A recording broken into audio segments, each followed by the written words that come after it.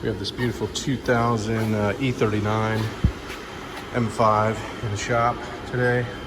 This car's been really well maintained, but this poor gentleman dropped a toolbox on his fender, and he was told by a number of different companies that either A, it was going to need to be repainted, filled with Bondo, and dent pulled out, or B, it could be paintless dent repaired, but with only a guarantee of about a 90% improvement. We're gonna see if we can make this thing look like glass and make it look like it was never there before. Stay tuned. All right, so what you're seeing me do here is push the metal back up from the inside using tools. All of this work is done by hand, and it's really important that you find a technician who knows what they're doing in order to get a good result. As you can see, we had to remove the headlamp from this car so that we could get access to the backside of that fender.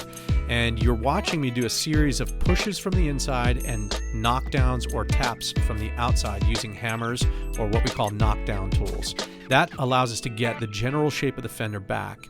Now in this shot, you'll see that it's not quite finished. There's a little bit of texture left in the reflection of that light. And so we're gonna go back in and refine our work with some fine tip tools so that we can get a perfect finish when we're done here. And as you'll see in the next shot, this dent is fixed. All right, everybody, we're gonna take a look at the after on this deep dent in this BMW Fender.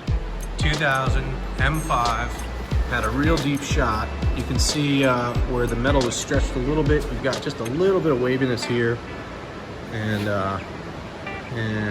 just a touch of remnant there from the impact point and all the metal that had been shifted out of place. But as you can see here, even with deeper dents on a body line, if you get the right company, you can get a result like this, and you can avoid the body shop, repaint, diminish the value, especially on a car as clean and as nice as this one.